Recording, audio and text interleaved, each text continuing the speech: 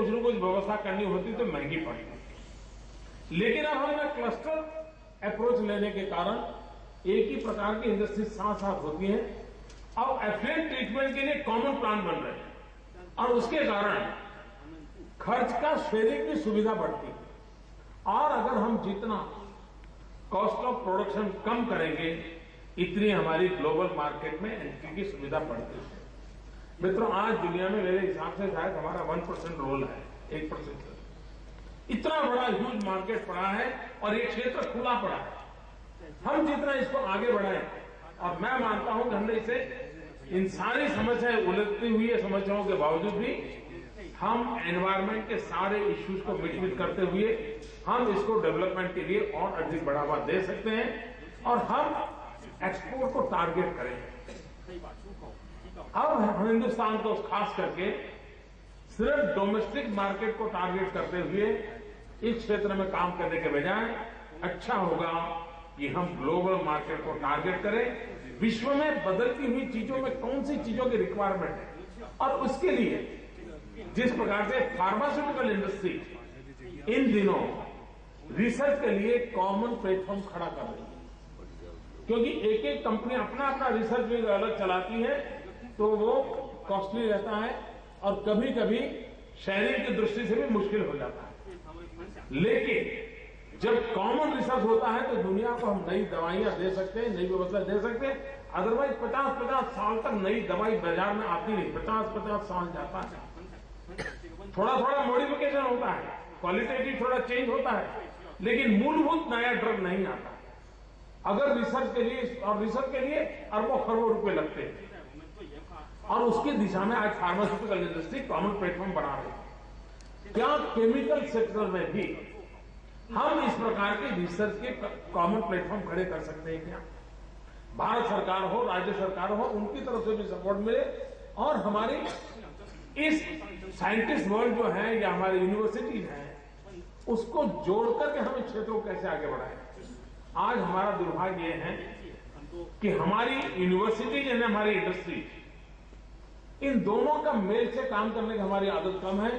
दुनिया के सभी समृद्ध देशों की ओर हम देखें तो वहां पर डेवलपमेंट के साथ यूनिवर्सिटीज पूरी तरह जुड़ी हुई रहती है। अगर उनको प्रोजेक्ट बनाने हैं तो इंडस्ट्री या गवर्नमेंट की रिक्वायरमेंट के अनुसार बनाते हैं। अगर उनको रिसर्च भी करना है तो असाइनमेंट यूनिवर्सिटी में मिलता है, यूनिवर्सिटी का खर्चा भी निकलता है और नई जनरेशन के रिसर्च के कारण इंडस्ट्री को भी लाभ होता है। मैं मानता हूं कि हमने केमिकल इंडस्ट्री में आगे बढ़ना है तो हमारी केमिकल इंजीनियरिंग की जितनी इंस्टीट्यूशंस हैं, टेक्नोलॉजी की जितनी इंस्टीट्यूशंस हैं, इसको भी इसके साथ हमने जोड़ना चाहिए। और मैं चाहूंगा 3 दिन हमारा ये समारोह है, हमारे जो भी मित्र हैं यहां जितनी केमिकल इंजीनियरिंग कॉलेजेज हैं उसके प्रोफेसर, उसके स्टूडेंट्स स्पेशली इन्वाइट करना चाहिए एग्जीबिशन देखने के लिए और उनका एक विजन बने। इसलिए रिसर्च के क्षेत्र को बढ़ावा देना है तो हमने उसकी कॉस्ट कम करने के लिए we have to find out this resources, हमने उसको मैक्सिमम टैप करना चाहिए और हम इस चीजों को हम टैप करेंगे। मैं मानता हूं कि हम बहुत बड़ा कॉन्ट्रीब्यूशन कर सकते हैं। उसी प्रकार से क्यों न हम दुनिया के सामने जी-केम को लेकर के अपना ब्रांडिंग क्यों रखें। और जब मैं जी-केम कहता हूं does not mean Gujarat cam,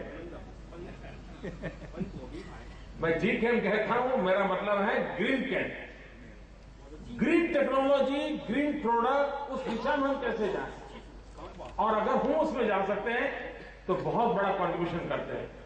मित्रों, इन दिनों जो रिसर्च हो रहे हैं उसमें समुद्र में जो वनस्पति है सीवीड्स का, उसका केमिकल के अंदर बहुत बड़ा ताकतवर उपयोग की संभावनाएं नई नई आ रही है।